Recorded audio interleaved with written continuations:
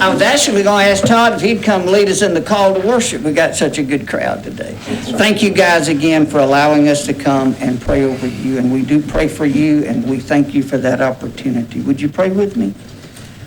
Father God, we do love you, and we thank you for this opportunity that we can call upon you. You teach us in your word that if we lack wisdom, that we should ask, and that you will give it to us freely and liberally. I ask for wisdom for our counsel.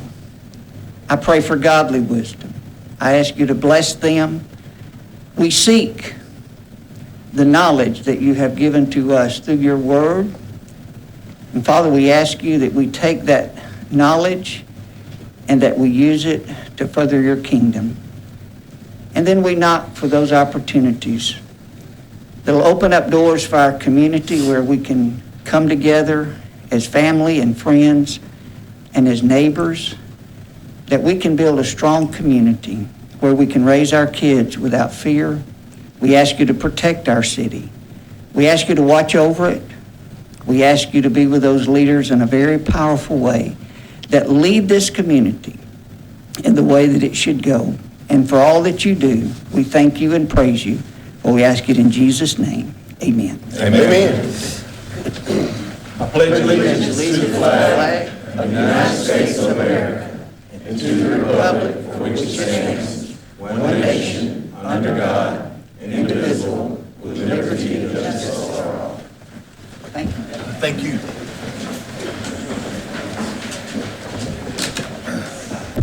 All right, we have, I'll entertain a motion of approval of the minutes of the regular council meeting held on March 24th. Motion to approve minutes held on March the 21st. Fourth, March the 24th. Got a motion and a second. Any discussion? All in favor say aye. Aye. All opposed, the same. Passes unanimously. Also need approval of the minutes on the city council retreat held on March 27th and 28th of 2026. I'll entertain the motion. Motion to approve the minutes of the council retreat from March 27th to 28th. Got a motion and a second. All in favor say aye. Aye. All opposed, the same. Passes unanimously. No employee recognitions. We got one public hearing tonight for a Board of Planning and Zoning recommendation regarding a UDO text amendment for foundation surveys. Mr. Costello. Yes, Mr. Mayor. Tonight's public hearing has been properly advertised. We'll take any comments at this time. Do anyone in council chambers want to talk for or against this UDO text amendment for foundation surveys? Is there anyone here for that? All right, let's go in once, twice. All right, I'll declare this public hearing closed. Petitions and communications.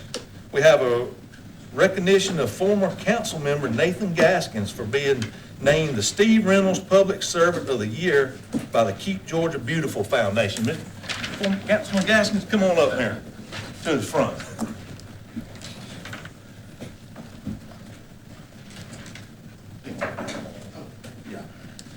So I don't know how many of y'all know, but former councilman, him and I came on council at the same time in 2018. So we kind of go back a little ways. And the award you're receiving, I never known you to miss a day of picking up trash and doing community efforts for your community. So I just want to say thank you for that. I got a little bit I want to read here.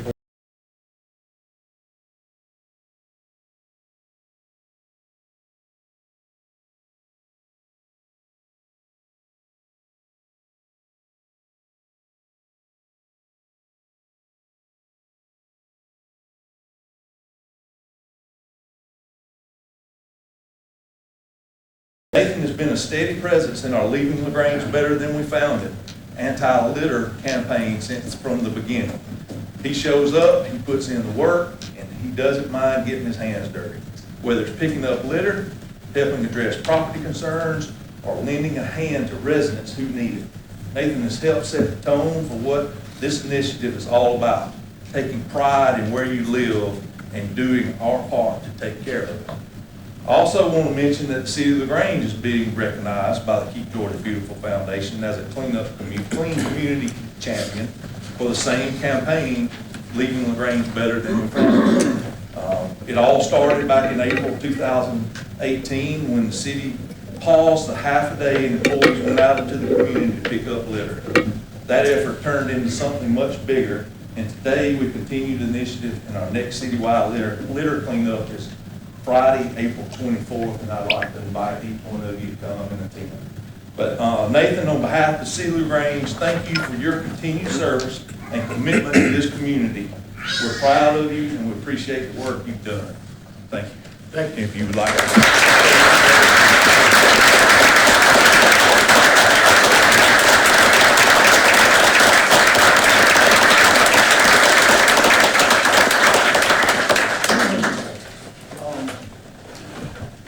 I'm receiving this award, but I'm just going to tell you that it shouldn't be me. It should be every single firefighter, every single police officer, every single sanitation that we call LaGrange. They too made this city more beautiful than when we started. Like you said, he and I came on the same time and we had trash issues here and there. But compared to the rest of the state, this is a beautiful, beautiful city. Every one of you should be proud of it. It's not just my community, it's your community. And I'm so glad everyone showed up here to honor me. I'm just, it touches my heart. Just real quick, once upon a time, I was down the creek bed and we were cleaning up, and I stepped on a nail, and it went straight through my foot. And I had used some choice words, but the firefighters were there, wrapped it up, made me better, made me go get a tetanus shot, and we went right back out there and kept picking the trash. Say all that to say this, especially for young people, don't you ever let anything stop you. There are a lot of people that are going to say things, you shouldn't do this, you shouldn't do that. Maybe some of it's good advice, maybe some of it's just negative talk. But don't you dare be turned around. Find a safer, better way to get done what it is you need to get done. I'm counting on you guys to make LaGrange better than we found it. Give yourself.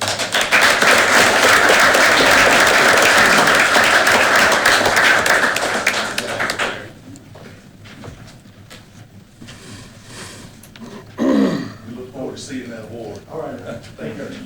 Bye, everybody. For the gasket. I knew that was coming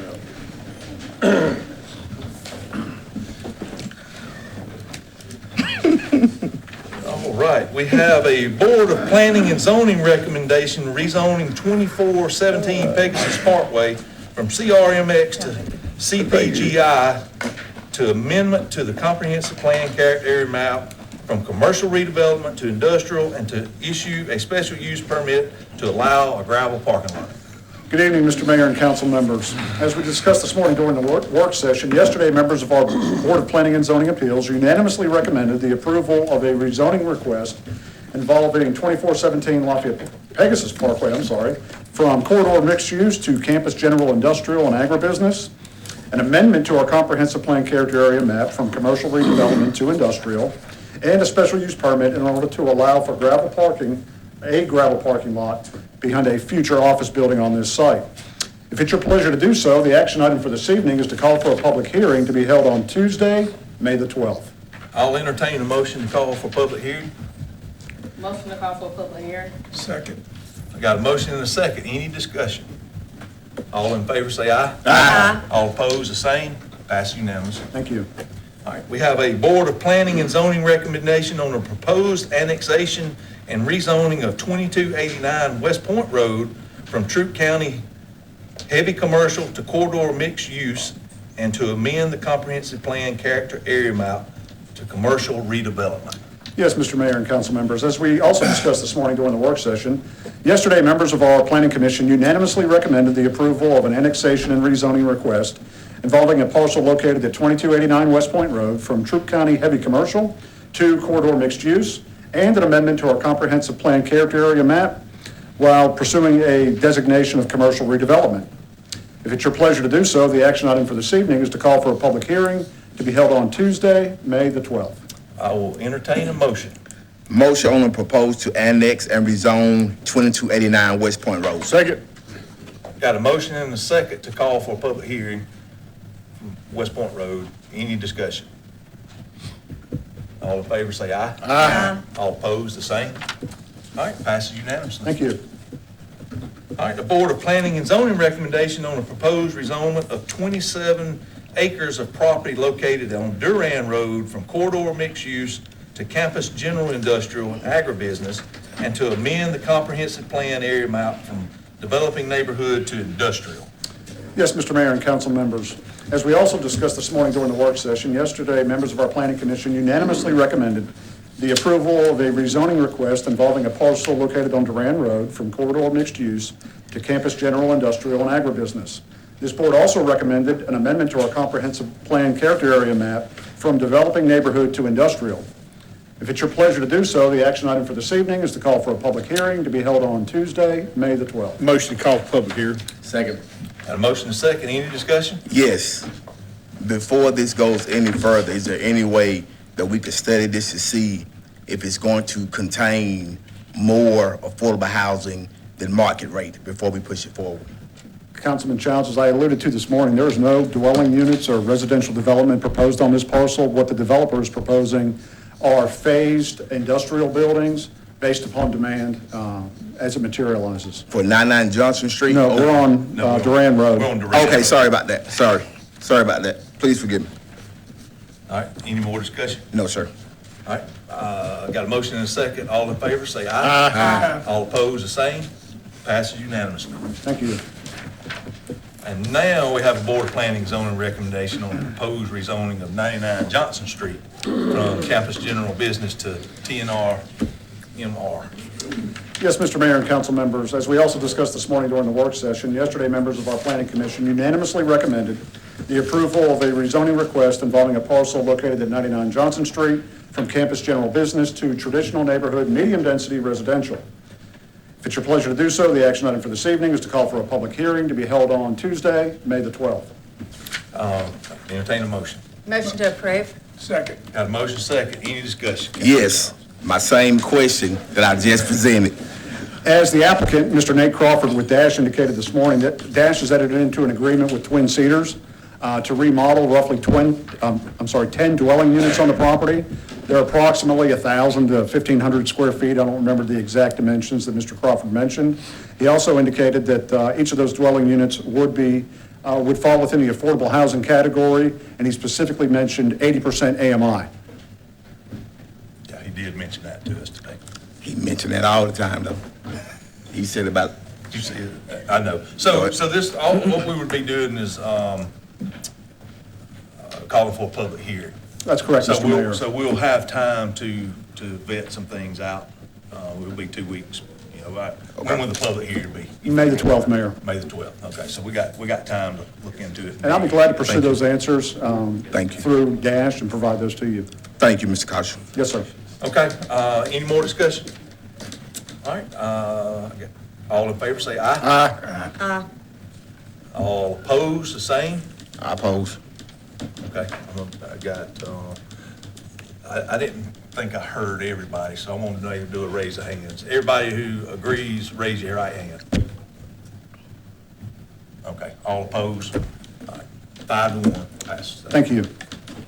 Thank y'all, I just didn't catch everybody's voice. City manager report? Yes, sir. We received notice of a potential claim related to an alleged accident on Church Street. Jeff has some specific language that we'd like to see in a motion. Jeff, you want to? Yeah, if you would, we'd recommend that you deny the claim and also without admitting that it properly constitutes any line of notice. Make a motion that we deny the claim and state that it does not meet the anti-litem notice claim. Second. Got a motion second, any discussion? All in favor say aye. Aye. All opposed, the same, passes unanimously. That's it. Okay. First reading of ordinances to remove family license restrictions for Class B liquor pouring license and repeal local alcohol catering permit.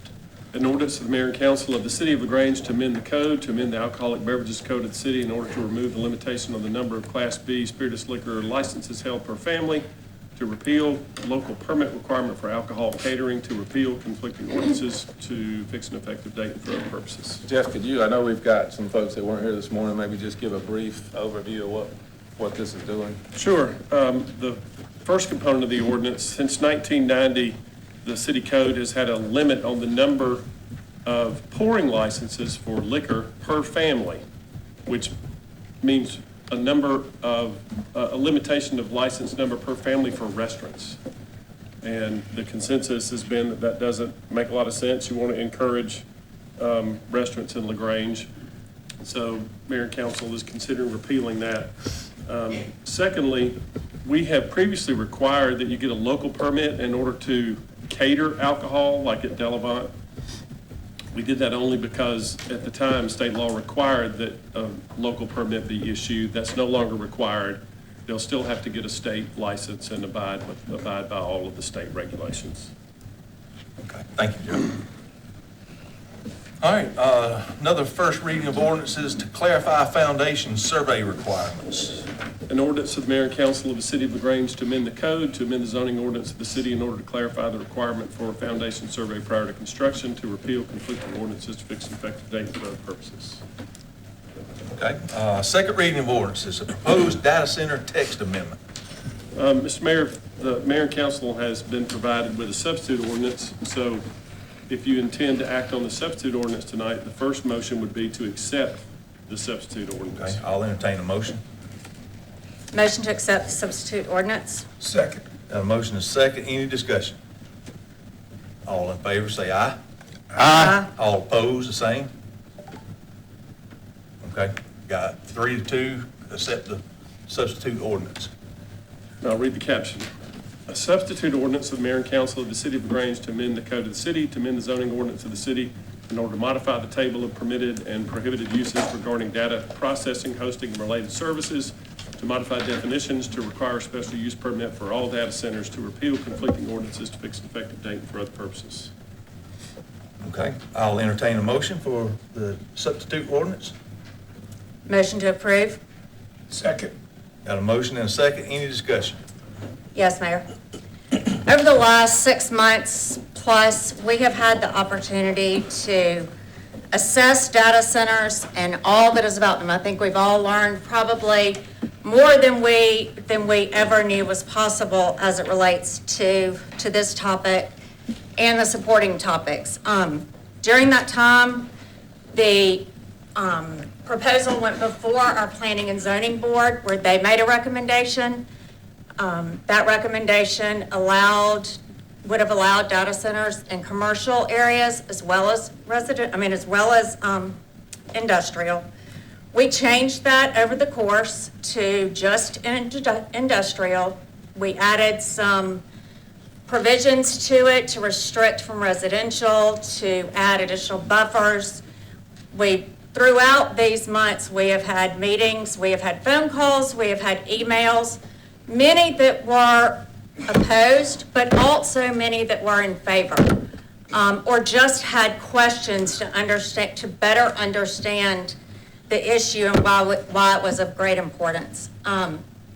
As late as last week, when we were continuing to assess with the vote coming up, I was looking personally for loopholes and ways that a proposed data center could slip through the cracks. There's been a great deal of public outcry that the one that is locating here that was not included in our moratorium had somehow slipped through the cracks. Even though there were 3 public hearings that contained things about that data center, and it was discussed for several years in the public development authority meetings, there was still a public feeling that had slipped through the cracks.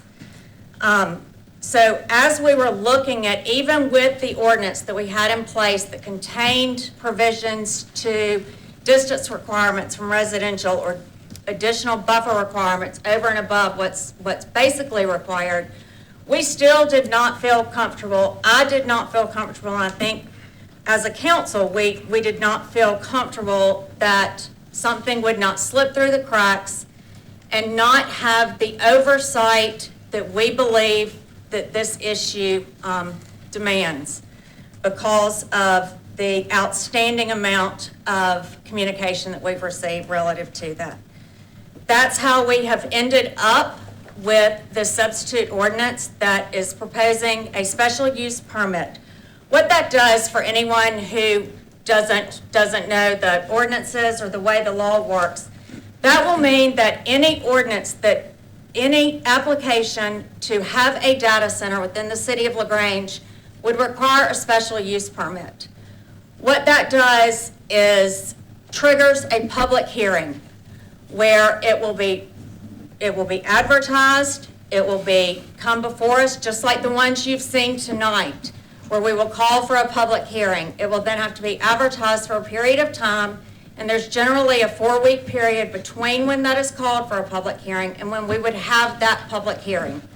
That will be a time for anyone who wants to speak in favor or against any particular data center that wants to locate here on any parcel that is zoned campus, general industrial, or heavy industrial.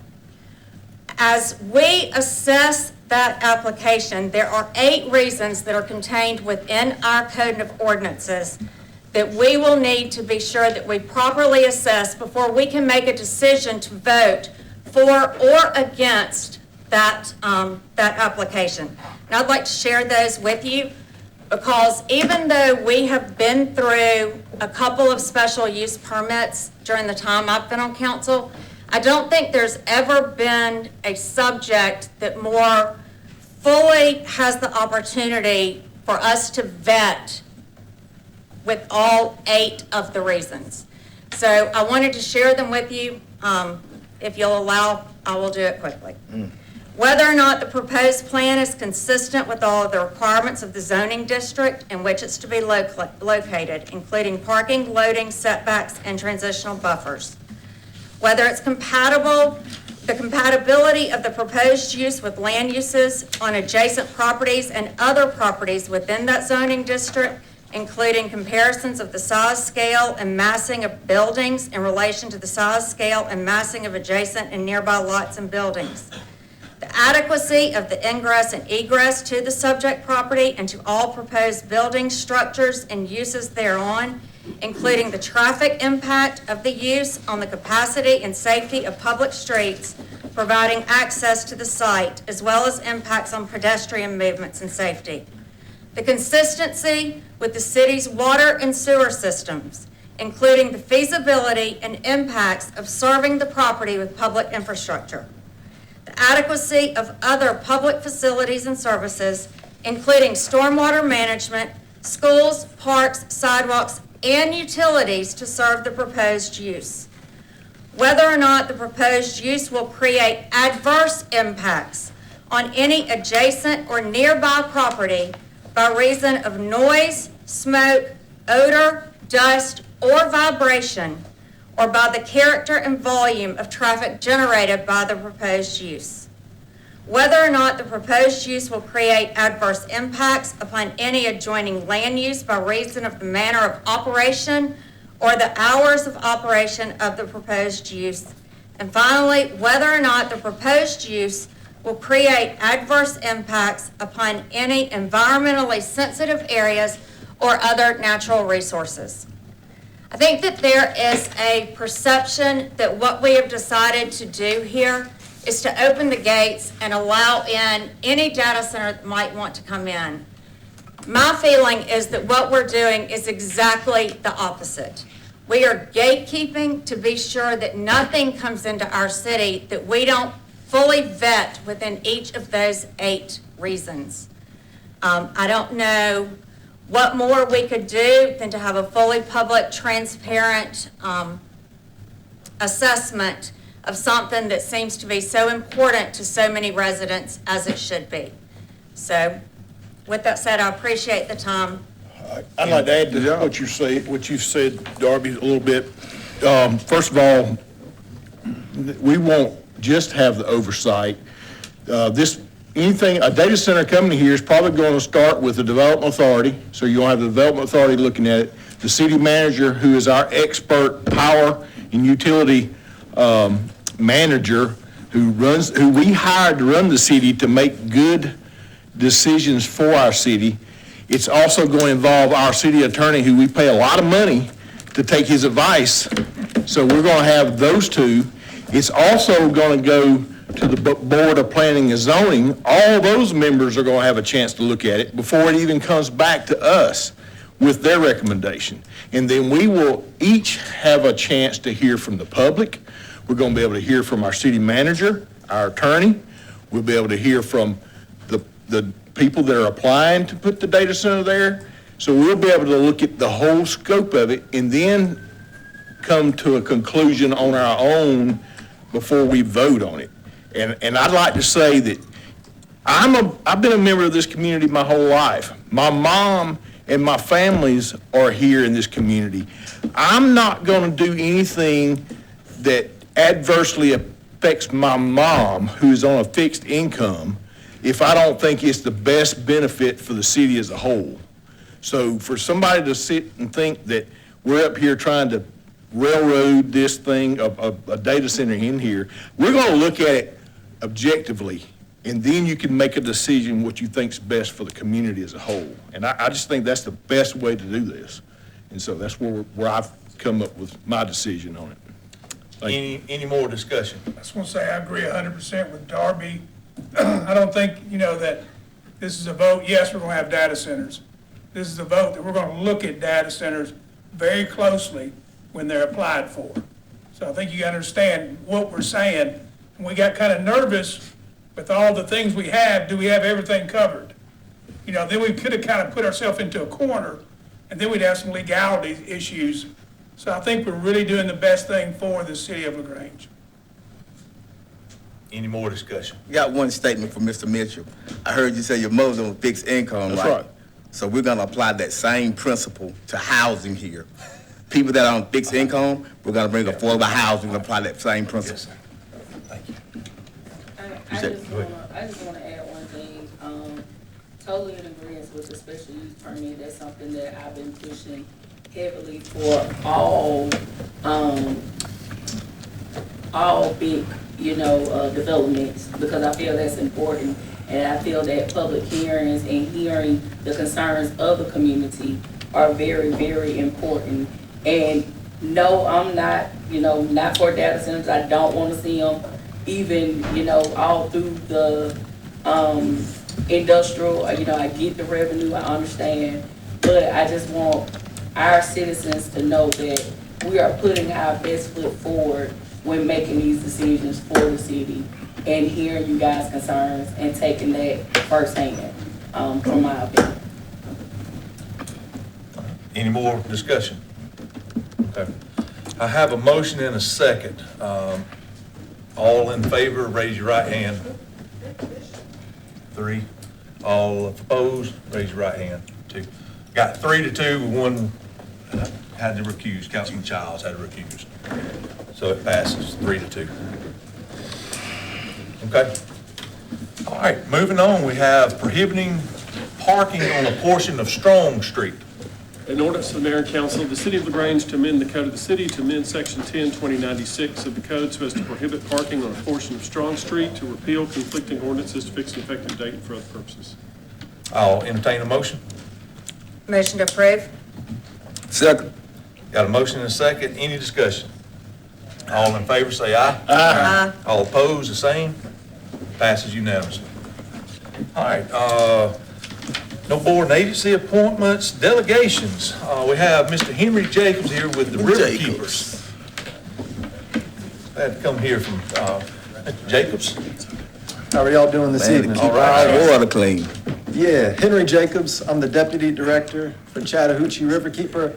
This is an opportunity just to share an update about the work we're doing in the community, support that the city is helping, and also I want to speak a little to data centers too, but a quick highlight of the organization. We've been around 32 years as a nonprofit. We've got 20 full-time staff members.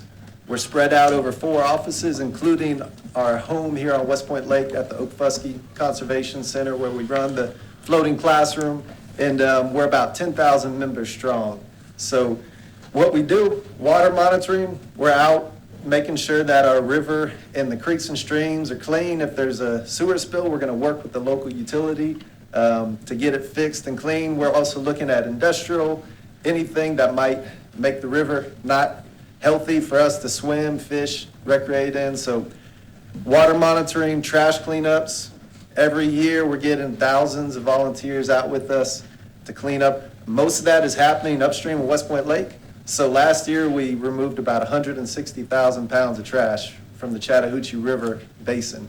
The majority of that was upstream of West Point Lake. So we are doing what we can to make the river and also West Point Lake trash-free. I hope in my lifetime, we will have a trash-free West Point Lake.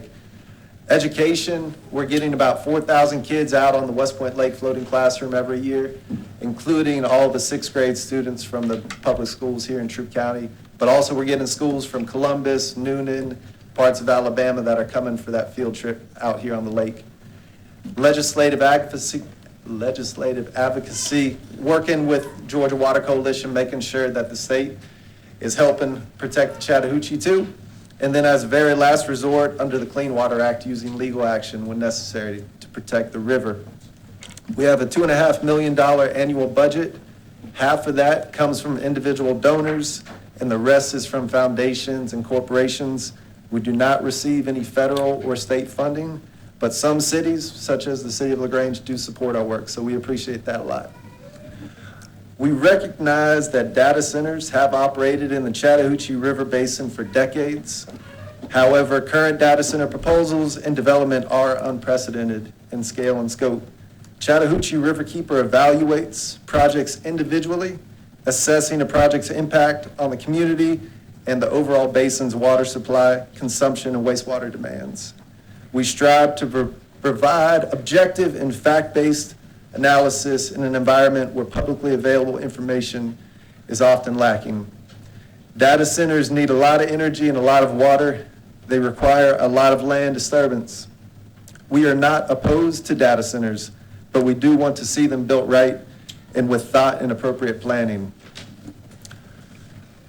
Here in LaGrange, we would like to make sure if there are any new data center proposals that there are requirements for reporting water demands, consumptive loss, and wastewater generation that could facilitate better long-term regional decision-making. So we believe that good data can lead to better decision-making and can benefit upstream and downstream communities. So data centers are unlike other industrial developments, and if many of them do cluster in a region, we are concerned that their water demands could have a bigger impact on the Chattahoochee River. So last thing I want to highlight is the City of LaGrange's support for our work here in the community. First off of the 3 is supporting our water monitoring on West Point Lake. Every year we are monitoring chlorophyll A levels, which is a good indicator of the overall lake's health. Those chlorophyll A algae levels have been going up over the last couple of years. The state of Georgia put West Point Lake on a list being proactive to address those sources of algae. And so Riverkeeper, we're going to continue to monitor that on the lake thanks to the support from the city. And we will keep y'all updated throughout the year. You're also helping us with our trash trap. It's one of our 18 devices we have out throughout the whole Chattahoochee watershed, but this one is on Blue John Creek, and it floats, catches trash coming off, parking lots and neighborhoods here in LaGrange, and we're catching it before it would ultimately end up in the river downstream of the city of West Point, where Long Cane Creek flows in. So y'all are helping us maintain that trash trap, get staff out there every week to clean it out, and also help support cleanup on West Point Lake. We had about 4 sites a few weekends ago for our Sweep the Hooch. Overall that event had about 1,200 volunteers spread out up and down the whole Chattahoochee cleaning, but we had 4 sites on West Point Lake that the city helped support. So thank you for that. And last thing is helping us get students from the 3 middle schools here in Troup County out on the floating classroom. So I know the city helped guarantee that 71 of those 6th grade students got the chance to spend 3 hours with us, half of that on the boat and half in our classroom at the Oak Fusky Center. So thank you for the city's support for our work. I hope, we're keeping watch over the river and educating next generation to take over for us, looking after the river. So if y'all have any questions for me. I don't have a question, but I got a request. Would you look at a few dates maybe coming up in the later spring, early summer, that we could do a council work session on the boat? Yeah, yes, and please. Ride on the river. Yep, oh, yeah. We did it years ago. We might could do a work session at Oak Fusky, at your office. And you can show us some things that you're doing there. Yep. And then we can take a trip on the boat and just go ride out there and show us a few things. Yep, I would be glad to have y'all out with us on the lake. I know we did that a few years ago. We did. We done it a few years ago, and it was a really good process. I think the more we can. I think we learned a lot. Show the lake and show how important it is to the community. So yes. Hey, Mr. Jacob, I got a statement, a quick question. Thank you for all you do to keep our waters clean, all that stuff. It's a pleasure being enrolled with you too, so I talk to you very, very often and stuff. You said you had 3 main concerns. You mentioned algae. What were those other 2? Oilfield trash. Algae, trash. Trash and, I mean, in general, making sure that there's no leaking sewer lines or other issues that might make the river unsafe for swimming or fishing. Is algae your #1 concern with our waters and stuff? For West Point Lake, that is an indicator of the overall lake's health. Okay. And so Riverkeeper, along with the state of Georgia, are monitoring algae levels on the lake. And the state is being proactive to try and address ways to make it better. So you said West Point Lake is an overall picture of our lakes and stuff. That tells you if algae is above those levels just by monitoring West Point Lake? Right. Monitoring algae levels in any lake in the southeast is a good way to monitor its overall health. Okay. Appreciate it. Thank you, man. Any more questions for Mr. Jacobs? All right, thank you. Appreciate you, always. All right, we got Ms. Tabitha Lewis with Communities and Schools. Okay. We always love Let's to go. give Ms. Tabitha. Let's go now. She always brings a great presentation to us and some good news. She long-winded. I learned it from you. Good evening. First of all, as always, I want to say thank you to the city for your continued support of communities and schools. Your support helps us to support our students and our families in LaGrange and Troup County. Second of all, the most important thing is my team, those loud people back there, I wanted them to stand up because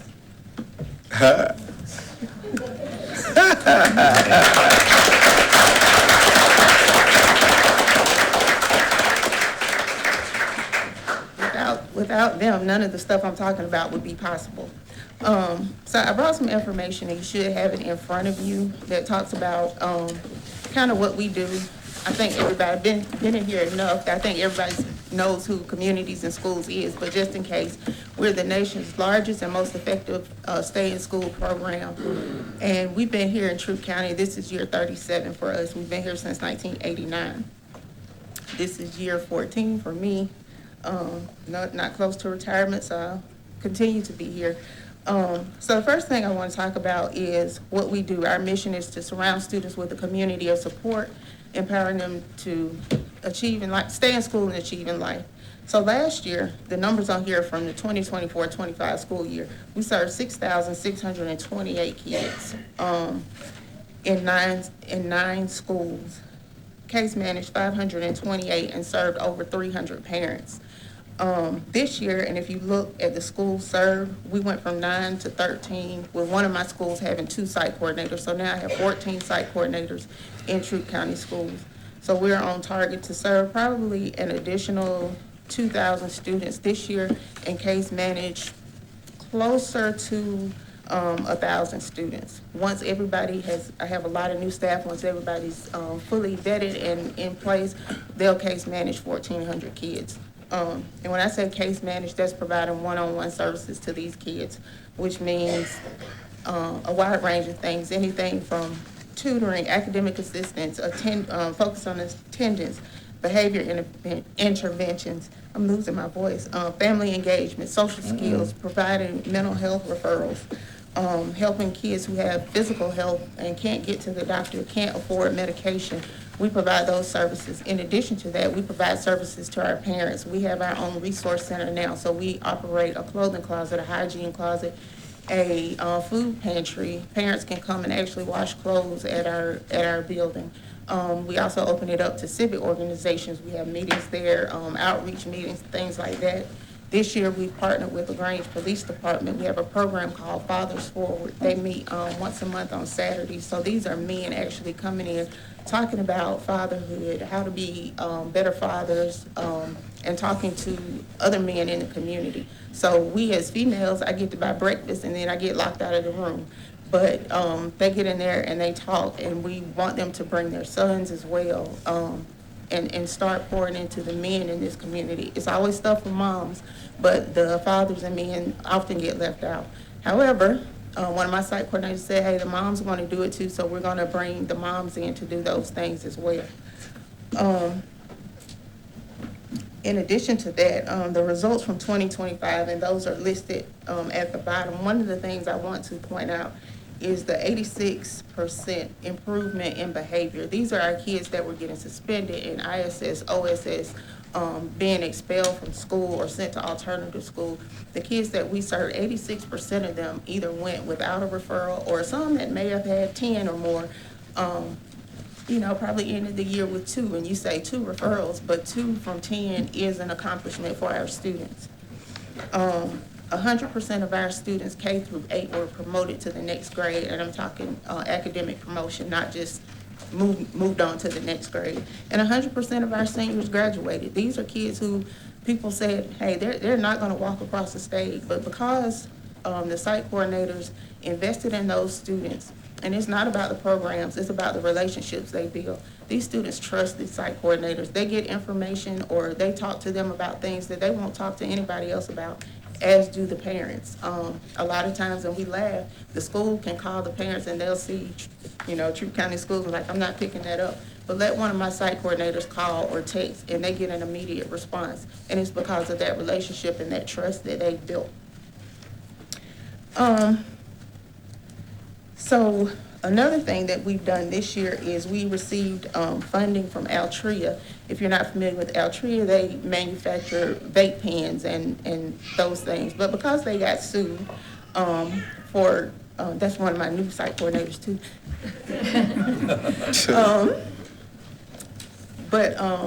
They got sued, so they had to give some of their funding to a nonprofit. They actually reached out to communities and schools because they knew of the work that we did and gave us money, at the state level, so that, trickled down. And we're able to provide what's called Rise Above the Smoke, which is substance abuse program for the students who get caught vaping. Usually they're suspended, and so they go through a 8-session program to talk about, vaping cessation. So we're implementing that in the high schools, in the middle schools, and it's prevention, but intervention too at the elementary level. Surprisingly enough, we have kids, as young as 2nd grade partaking. So we want to prevent that as much as possible. The second set of things, there was an independent study done for communities and schools, and what it shows is economic mobility for our students.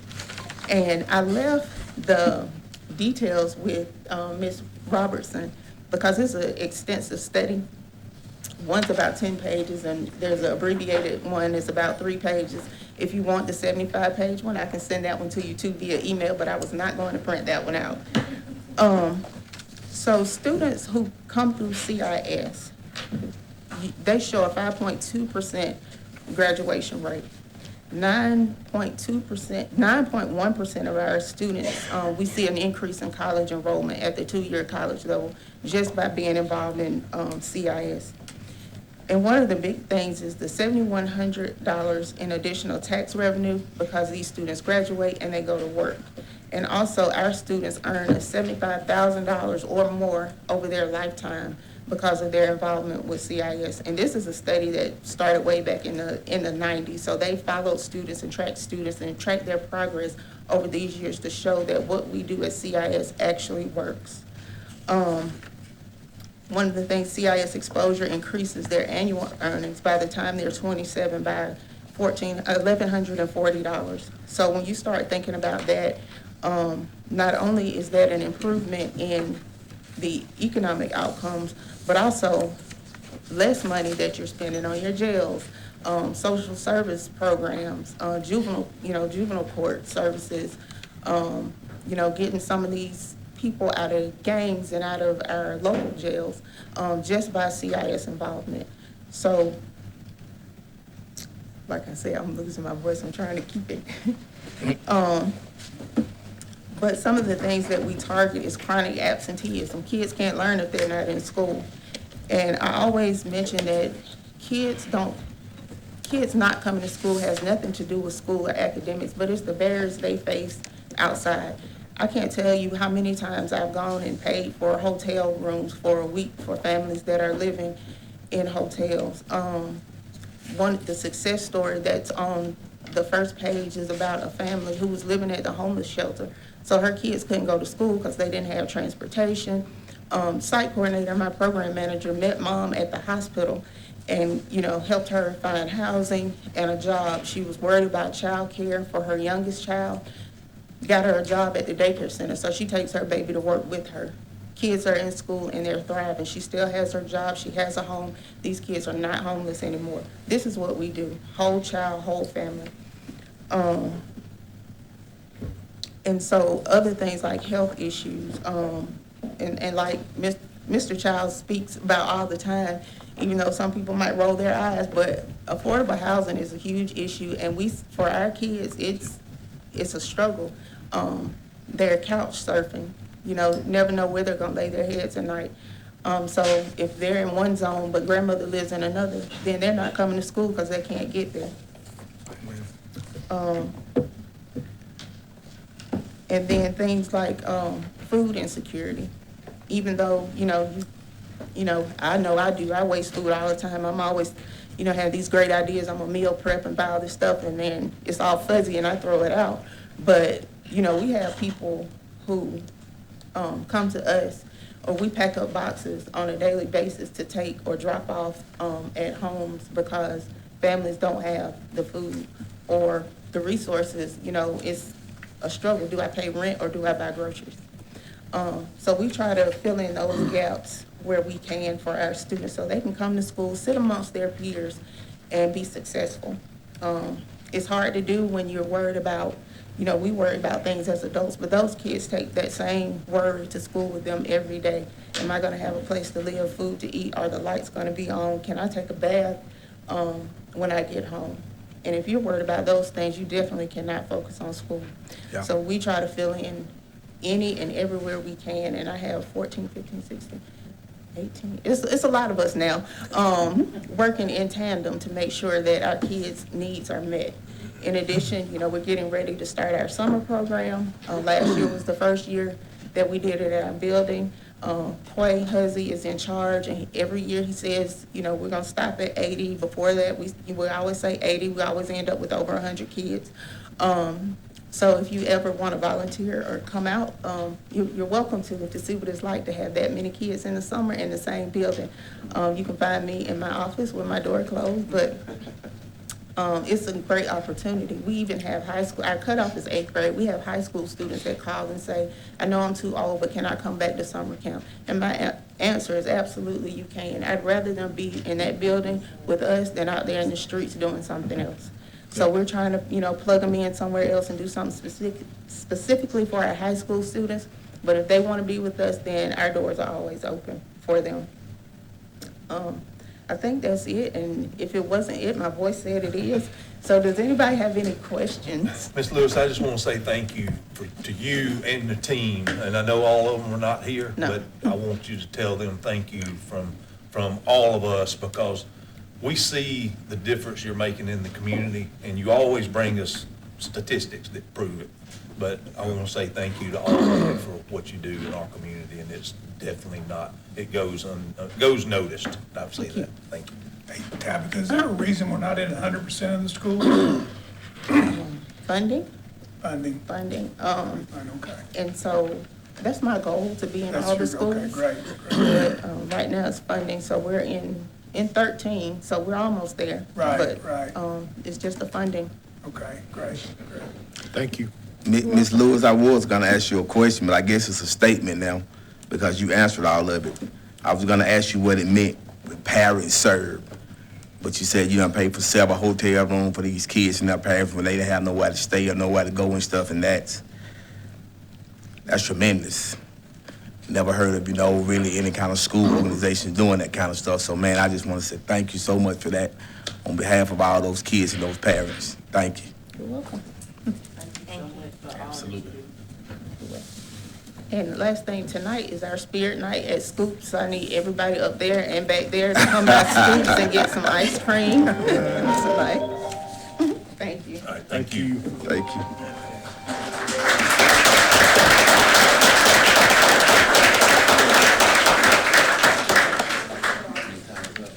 All right, next we have LaShonda Smith with the AmeriCorps Seniors. I think I read that right, my glasses. You gotta put those glasses on. Good evening. Good evening. My name is LaShonda Smith, and I am the director of AmeriCorps Seniors. A lot of people don't know about us, but I'm fixing to tell you all about us, so you all can spread the word. I ain't never heard nothing about you. Nothing. Then, So, what we do at AmeriCorps Seniors is we have seniors that are 55 years and older to come and volunteer to go out into the community. Now, we have two programs. I'm going to start with talking about our foster grandparent. Foster grandparent is where we go into either the schools or the daycares, and we help the teachers with the kids that need that extra help. Again, they are 55 years and older, so a lot of the stuff, when they go in, they're like, I don't know if I want to go and volunteer because I don't know how to do the new math, but it's not about that. It's not just about that. It's about relationship. They get in, we find out that little Johnny is not eating at night. So they're able to talk to the teachers and the principal, let them know, hey, we need to work on this situation with little Johnny, or little Mary, mother's in jail, daddy's on drugs, living with grandmother who is 80 years old. So they're not doing homework at night because they have no one at home to help them do homework at night. So my volunteers are there to help them, to help them be better and to help them feel comfortable. They're the grandmothers, they call them grandmothers at school. They're the grandmothers that are at school. They feel comfortable talking to them because the teacher has so many kids in the classroom. She doesn't have the time to sit with the individual students. So my volunteers, they sit with them at whatever the situation may be, because each school is different. For example, we're in Berta. Right now, I have 4 volunteers in Berta. I have 1 volunteer that's in the media center. So she helps the kids get their books. She challenges them to read it and come back and tell her about it. Then we have the other 3 are actually in the classrooms where they're taking like little Johnny, little Mary. They are not really good at their academics. They help them with that. Again, they go and eat lunch with them. They do all kind of things with them to make them comfortable enough to tell them what's going on in their life for us to try to get ahead of it. That's my foster grandparent program. Again, we are in some daycares here in LaGrange as well. We're in Hogansville and we're in West Point as well, as far as their elementary schools. The second program is our senior companion. And the senior companion is where they go into the homes of other seniors and help them. They may not have family members, or they may have family members that are working and don't have the time to go by and take care of mom or auntie or whoever that's in their lives that need that extra care. They go out, they take them to the doctor, they help them prepare meals, they go to the senior citizen center, they do all kind of things with them just to get them out of the house. The the program also, the main thing is the seniors that are getting out, get out of the house. Our funding is federally funded. Thanks to you guys, one of my job is to go out and to acquire 10% share. So you guys, the allocation that you guys give us helps us with that. We get monies from United Way, we get money from the county, and we get money from the city. And that money is put towards mileage, meals for the actual volunteers if they need to eat, and it's a small stipends that they get. Now, the stipend is only like $4 an hour, and that sounds like, oh, that's nothing. But to those volunteers, a lot of those people are on Social Security and their income is low. And so that extra $4 an hour actually helps them eat and also help the community by getting out of the home and helping the kids and the other elderly. Does anybody have any questions for me? I got one quick one. How do you identify the people that you're a companion with? How do they get in touch with y'all, or? Okay, so as far as the volunteers, really it's been word of mouth, and I've been getting out with boots on the grounds, going to different places, talking about, like I'm talking to you guys, and people are calling me, and I make a wait list because my funding can only cover so many volunteers. And then as far as the patients or the schools, they know the kids or the teachers that really need them, and they place them there. But as far as the seniors, I get them from referrals from the hospital, referrals from home care or home health agencies. I have the schools, they know that I'm doing it, their parents or, and when I'm with United Way, I go out a lot to like Milliken or, the different places, and I speak like I'm speaking now, and then they'll be like, hey, my mom or my grandmother needs, and that's how I get my referrals, really word of mouth and me getting out in the streets. Now, when I started 8 years ago, we had 15 volunteers, 15. By the time COVID came, I had over 100, I had 110. COVID came, a lot of them, because they were elderly, they either passed away from COVID, they passed away from complications of COVID, or they were just too scared to go back out into the community. So right now, I'm looking at about 70 volunteers out in the community. Looking to try to get that up a little bit more with the help of you guys. It's a good program. I mean, like I say, it helps the kids, it helps the elderly, and it helps the community. Thank you. Yes, sir? I had two questions for you. Go ahead, Darby. No, Go ahead. you go. Ladies first. I didn't have a question. Oh. I was just saying thank you. You answered one of my questions. You said you're 8 years old. I was going to ask you how old your organization is, but you said. The organization has been here since in the 80s. It was actually at the hospital. Oh. And then the hospital was going to get rid of the program. Okay. And at that time, the members I'm housed at the health department. Let me back up. I'm housed at the health department, and the council there at the health department decided that, hey, we need this program to stay within the community. Okay. Dr. Edmondson was really big on that. And so they brought it to the health department. I've been there 8 years. But it's been in LaGrange since the 80s. Okay. And last question, you guys have a website? I didn't hear you. You guys have a website? A website.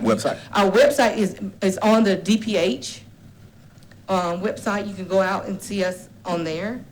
Again, we're at the health department. When you come up the stairs, I'm right there to the left. You have vital records to the right, and I'm to the left. Okay. A lot of times I'm not in because I have to do things like this during the day, meetings. I go to the school, make sure my volunteers are doing what they're supposed to do. I make home visits. I do all the assessments with the seniors. So I may not be there. So the best way to contact me, and I have some information that I'll give you to give them. And you guys serve inside the schools and the senior citizen homes? Yes, sir, and the daycares.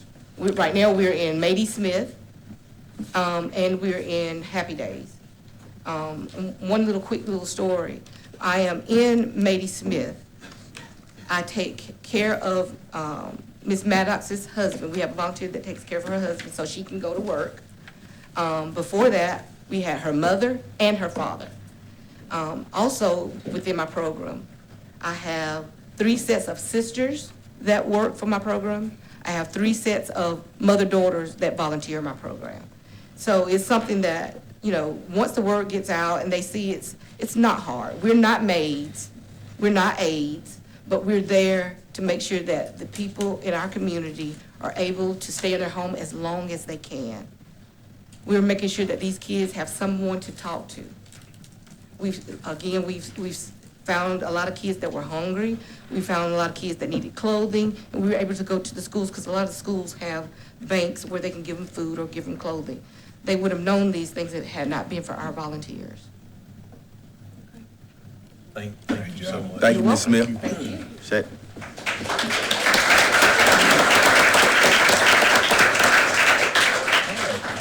Now I'm gonna call up Mr. Adam Space with the LaGrange Youth Council presentation. Youth Council. Youth Council. Hello, Mayor and Council. As you know, it is my honor to help lead the LaGrange Youth Council for the past few years. And we try to accomplish 3 feats with the Youth Council each year. We try to teach them about how our local government is run. We try to push them towards completing community-based projects to help improve LaGrange. And we also try to help them provide a voice to speak to the mayor and council. And this presentation tonight is a major portion of that, to actually let you know what we've been doing and what are the issues and concerns that they care about in their town. So to get that started, I'd like to introduce our chair, Martin Zachary.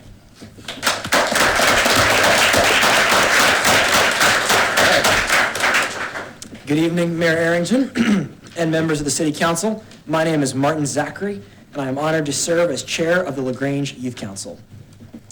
This year, we have learned from the best of our local government about every aspect of our city.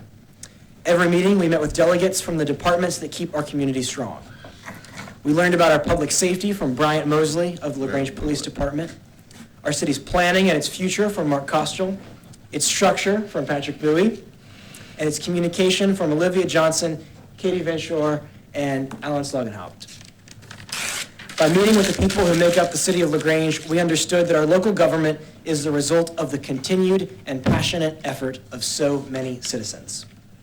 To better understand the government across the state, we visited the Georgia Capitol and heard from Representative Debbie Buckner. We also met Governor Brian Kemp and spoke with former Mayor Jim Thornton, who now works with the Georgia Municipal Association. The GMA sponsors a statewide youth symposium where councils like ours can share ideas with one another and connect. And this September, our delegation heard from motivational speakers across Georgia and from envoys of UNICEF, the United Nations Assembly for the Welfare of Children. In order to give back to our community, we organized 2 action committees with a focus on poverty and animal welfare in our community. And with that in mind, I would like to now give the floor to our Poverty Committee Chair, Elise Gentile.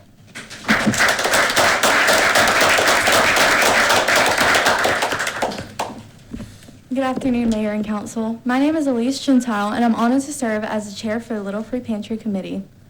When we began discussing ways to address poverty in our community, we looked closely at the reality around us. In LaGrange, nearly a quarter of our population lives below the poverty line. That statistic represents families, friends, and neighbors that struggle daily with access to basic necessities. While there are many wonderful organizations in LaGrange working to provide assistance to those in need, not everyone can visit during operating hours, and to others, asking for help or filling out paper can be overwhelming or shameful. That is why we chose to construct the Little Free Pantry. Through this pantry, we're able to address food insecurity in our community and ensure that everyone feels supported during difficult times. Our pantry operates on one underlying principle: to take what you need and leave what you can. This model empowers our community to care for each other and reminds us that support isn't one-sided, and at any point of our lives, we can find ourselves on either side of that door. Aside from our location, which anyone can donate directly to at the Twin Cedars location, there are other free pantry locations at Broad Street Church of Christ, First United Methodist Church of LaGrange, Turnaround Christian Center, Folk Medicine Apothecary, Mountville Methodist Church, former Unity Elementary School, Sweet Georgia Brown in downtown West Point First United Methodist Church, West Point First Presbyterian Church, and Emmanuel Chapel CME Church.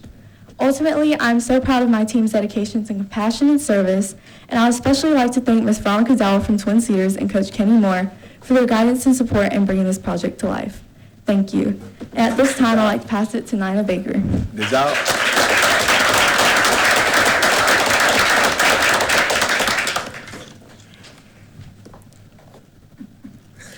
Good evening. My name is Nina Francis Baker, and I'm the committee chair for animal welfare within the Youth Council.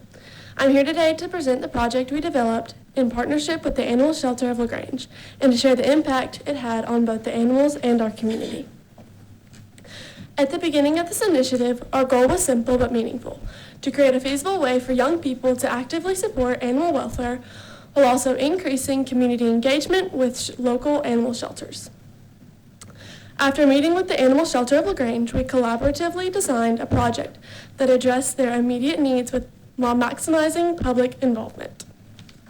Together, we organized a combined adoption event and donation drive. The shelter generously agreed to bring their mobile pet adoption unit to our event, allowing dogs and puppies to be safely transported and presented for adoption. In preparation, our community coordinated a donation drive focused on high-need supplies identified by the shelter, including dog treats, collars, leashes, and other essential care items. To ensure strong community participation, we strategically scheduled the event during the city's St. Patrick's Day celebration. This allowed us to take advantage of an already established public gathering, increasing visibility and accessibility for families who may not have otherwise visited the shelter. To further engage attendees, we also organized a prize wheel featuring St. Patrick's Day apparel and small community-themed giveaways, which helped draw attention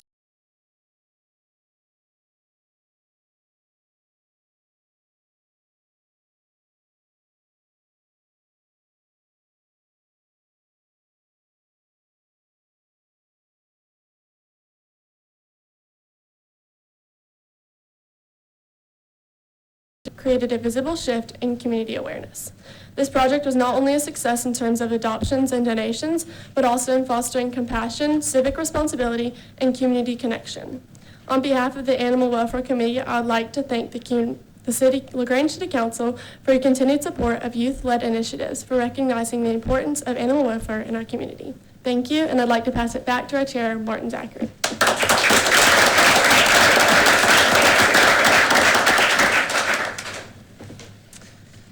The LaGrange Youth Council has a sustained positive impact on our community.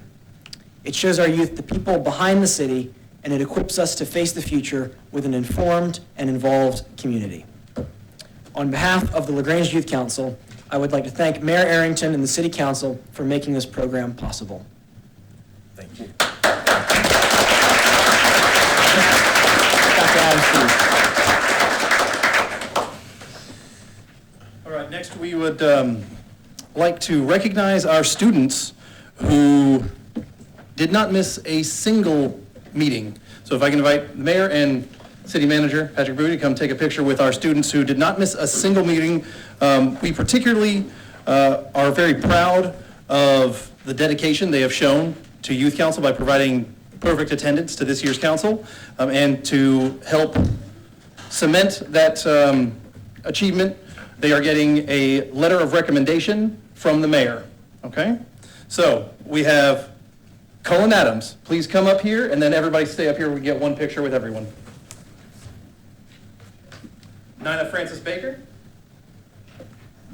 Ben Bell. Skylar Kang. Jet Napier. Asher Skiff. Aaron Young. And then these last two, I particularly want to call out because they did not miss a single meeting for their entire tenure at the LaGrange Youth Council, not missing last year or this year a single meeting. You're extremely proud of Elise Gentile and Olivia Smith. Please give them a round of applause.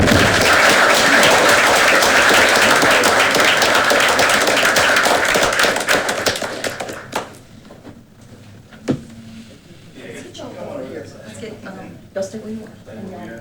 Let's do around. That should do it.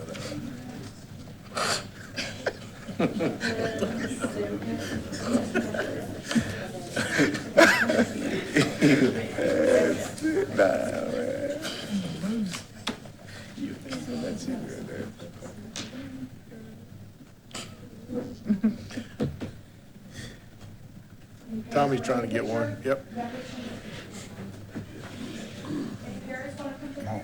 Martin Zachary, reminds me of Jim Thornton, 100%, brother. Just like him.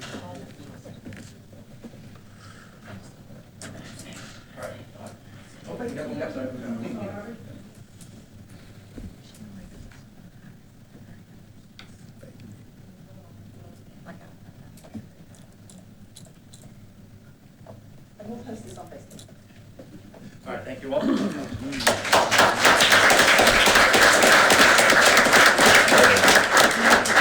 All right, so, and the mayor and Patrick Boo could stay right there. Okay, next we want to recognize our seniors who are leaving us for bigger and better things. And we would like to give them a simple certificate of appreciation. And Patrick, there's little keys in there, symbolic keys of the city, if you can give that to each one of them as well, and take a picture with each one. All right, and then come up and say, Nina Francis Baker. Okay. Hi, I'm Nina. I attend LaGrange High School, and next year I'll be going to UGA. My favorite thing about the Youth Council is getting to take our very own ideas, turning them into something feasible that we can see throughout the community. Thank you.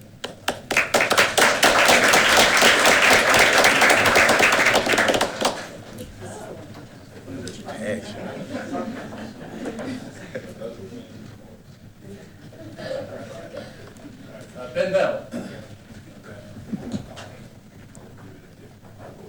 Hey everybody, my name's Ben Bell. I go to LaGrange High School. I'm going to Southern Union Community College next year, and I'll be transferring to Auburn the year after that, hopefully.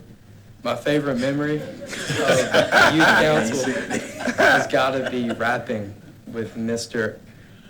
Adam in the car ride home from the escape room. It's definitely my favorite. There's a lot of good memories I have, but it's definitely my favorite.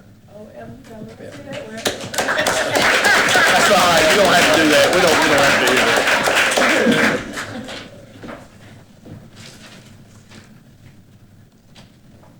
Elise Gentile. My name is Elise Gentile. I'm a senior at LaGrange High School, and next year I'll be attending Columbia University. My favorite part of Youth Council was the new experiences in leadership communication that I've gained from serving as committee chair and attending all the meetings for the past 2 years.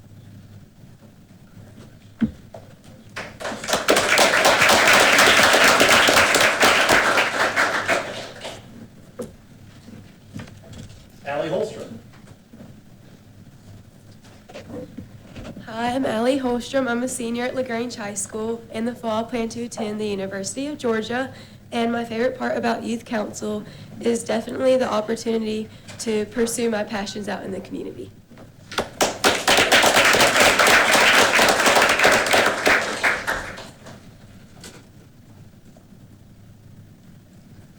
Julian Jones. I'm Julian Jones. I'm a senior at LaGrange High School. In the fall, I plan to go to UGA. My favorite memory from Youth Council was this past, or actually a couple months ago, we went to the state capitol and we got to talk with Brian Kemp, which was pretty cool.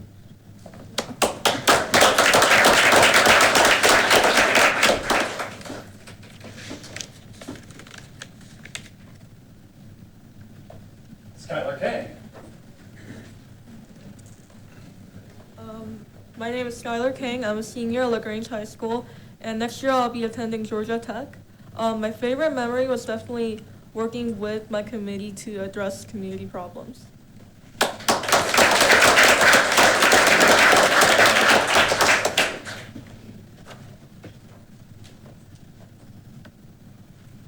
Mac Martin.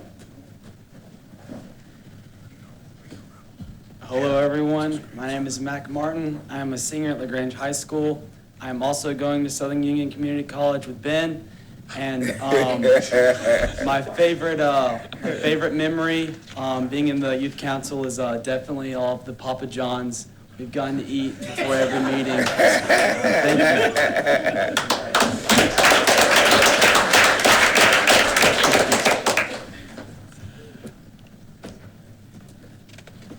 Mackenzie Moss.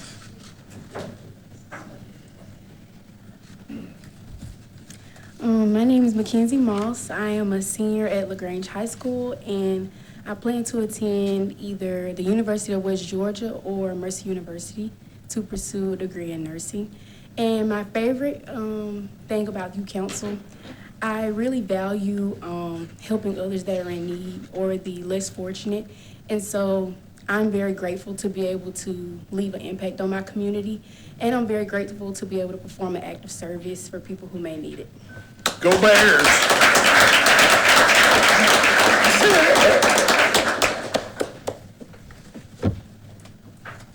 Jet Napier.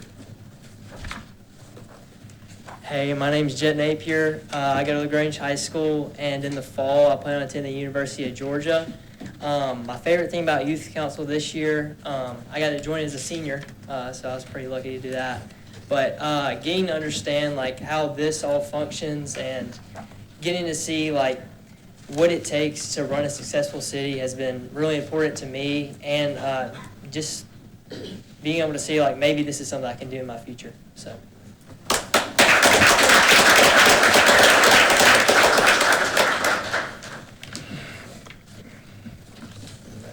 Ariane Patel. Hey, my name is Arun Patel. I attend LaGrange Academy. In the fall, I'll be attending the University of Georgia. My favorite part of Youth Council would be holding different community events that help better the community. Thank you.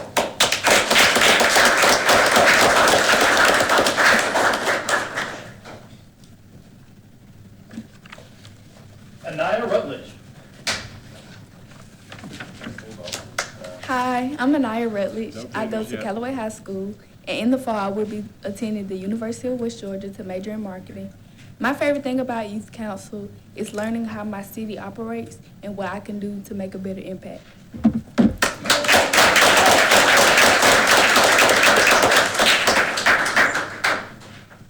Me ain't gonna take no picture. You gonna go up now? Yeah, man, go up now. Get that picture. Boy, I tell you the truth. Yeah, you gotta take that picture, baby.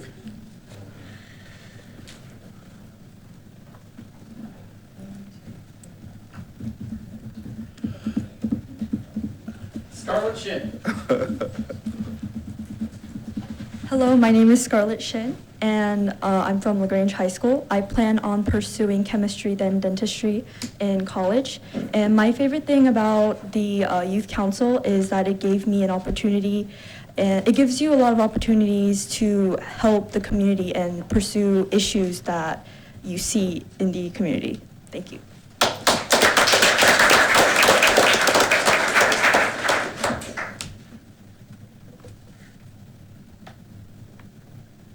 Asher Skiff. Good evening. My name is Asher Skiff, and I am a senior at LaGrange High School. In the fall, I will be attending the University of Georgia to major in finance on the pre-law track. My favorite thing about Youth Council is working with a group of people with a lot of different perspectives on something we're passionate about and trying to change. And this year, I was honored to be a part of the Animal Welfare Committee. Thank y'all.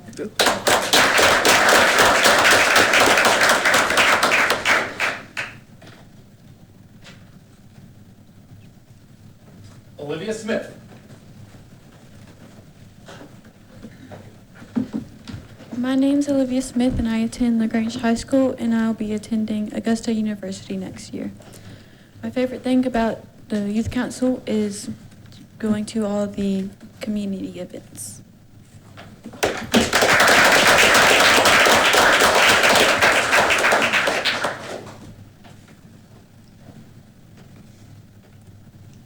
And Martin Zachary. My name is Martin Zachary. I'm a senior at LaGrange Academy, and this fall I will be going to the University of Virginia. My favorite thing about the LaGrange Youth Council was the GMA Youth Symposium, because I got to interact with other youth councils from across the state and learn how special what we have really is.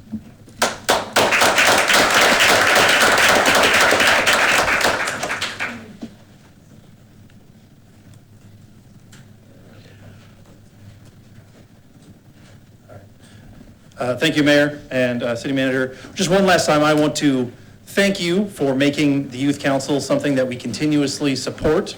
and fund, and you've put it into the ordinances of LaGrange. It is law to have this, and I think that's a wonderful thing to do. And so, one more time, I'd like everybody to recognize our seniors. We're very proud of them.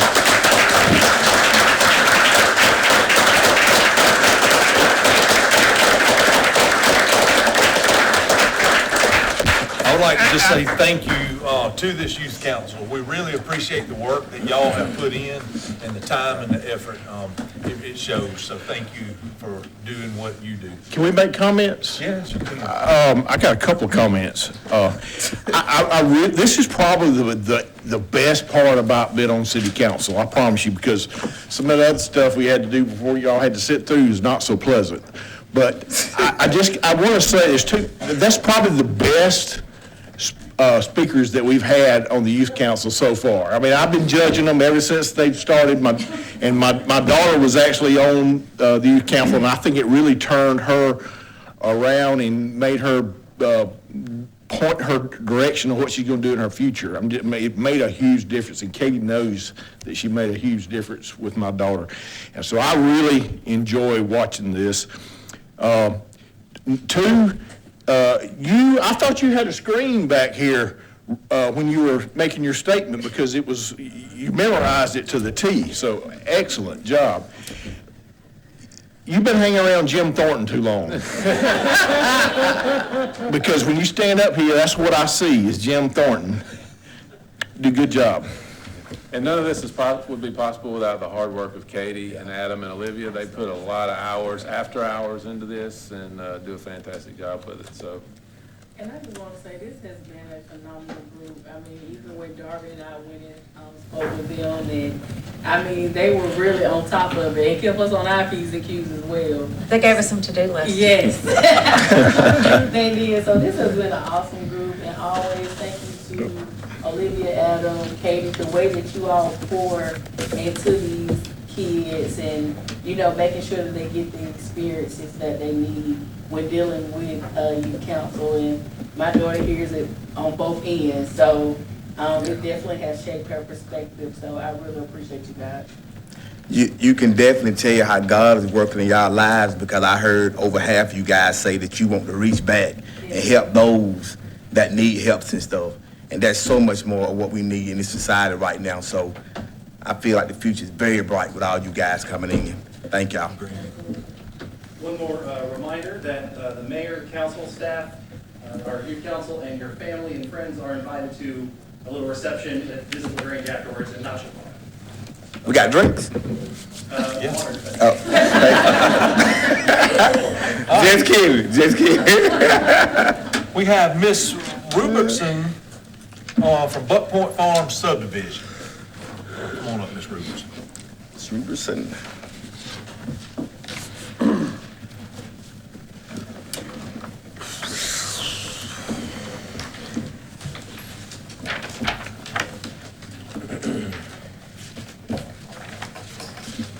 Mayor and Council, I appear before you as a petitioner representing the residents of Buck Point Farms to formally document a series of non-discretionary procedural violations that have placed our families in physical and legal jeopardy.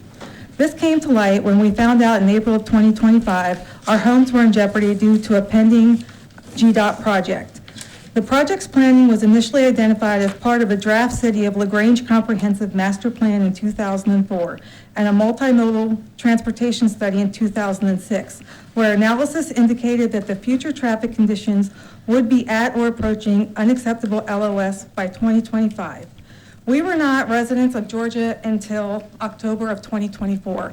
A majority of our neighbors were not residents of this area either, which is why none of us were aware of this project coming through our front yards. The first topic is the zoning setback violation. Under the City of LaGrange zoning code, the mandatory front yard setback for ESR is 60 feet. This 60-foot buffer is a matter of law. However, because the city failed to coordinate with the Gateway Corridors Plan and the documented 350-foot right-of-way for GDOT project PI 001478, the city approved homes that now sit a mere 15 to 18 feet from the projected state right-of-way. The city authorized a 75% reduction of its own legal setback requirement without a variance and without a finding of fact. The city's failure to to defend its own zoning law is the reason my front door is now a hazard zone. The second topic is the jurisdictional failure. Under UDO Section 25D-1-2, Buck Point Farms is a major subdivision. Under Section 25C-15-26, a written finding of fact is a non-discretionary, mandatory prerequisite for approval. This is not a matter of whether the city thought the subdivision was safe. The law requires a written record to justify that conclusion. On March 25th, 2026, the city manager's office admitted in writing that no such record exists. Because the city failed to fulfill this procedural mandate, the approval of this subdivision is legally and procedurally defective. The third topic, the disregard for safety and vanished records. On January 25th, 2023, City Planner Mark Costio authored an email initialing a safety review due to concerns regarding these driveways. Despite his warnings and despite the fortified thoroughfare design standards you enacted in February of 2023 under Section 25C-15-41, the city approved 11 individual driveways on a 45-mile-per-hour corridor. The city now claims records of this safety review do not exist, despite the engineer of record confirming on April 1st that all materials were submitted to the city. Furthermore, internal records from February 2nd, 2023 show the planning director knowingly narrowed the safety vetting to site distance only. By ignoring the full thoroughfare standards you enacted to protect residential properties, the city created a vacuum of safety. This shortcut is the direct reason we are now facing a state-mandated median that will physically sever our access. Fourth topic, the abandonment of oversight. The city's abandonment of oversight is a matter of record. On 3 separate occasions, your inspector admitted that 0 inspections were performed on these driveways, stating he was not an engineer and that this high-speed zone was beyond his scope. Yet the builder claimed work was done per city requirements. You cannot allow a builder to use city requirements as a shield while your own staff admits they never inspected the work. Under UDO Section 25C-15-41, Part 23, these inspections are mandatory. You issued certificates of occupancy on a pinky promise, and the result is a subdivision that violates your own laws. Finally, the issue of transparency. I stand here tonight only after being initially denied a place on this agenda, an attempt to bypass the public record. Access was only granted after asserted my First Amendment rights. To be absolutely clear, I have retained Georgia eminent domain law firm strictly for negotiations with the state regarding the land taking. We have not initiated legal proceedings against the city of LaGrange. I am here as a resident demanding that this government account for its missing records, its ignored safety warnings, and the zoning violations that have compromised our homes. I have handed the clerk a 30-page evidentiary memorandum prior to the start of this meeting. It was handed to each one of you. I also emailed a copy of the complaint to the Georgia AG's office because of all the missing documentation. I request the full incorporation into the official minutes as a permanent record. Thank you. Ms. Robertson, I'm very sorry about all this that's taking place. We will take a look at the information that you provided, and we'll follow up with staff and see where we're at on this. I'm very sorry again for all the heartache that you're going through. Thank you. Thank you. Ms. Katie Van Shore, closing comments. Good news for tonight is a reminder for our citywide litter cleanup taking place Friday, April 24th, 8 to 1. Hundreds of city employees will be picking up litter throughout the community. The city will shut down during this time. We're going to open back up at 1. If anyone wants to join us, we want to make sure that this is open to the community, and we want to leave LaGrange better than we found it. Again, the youth council reception's right next door. Thank you. Meeting adjourned.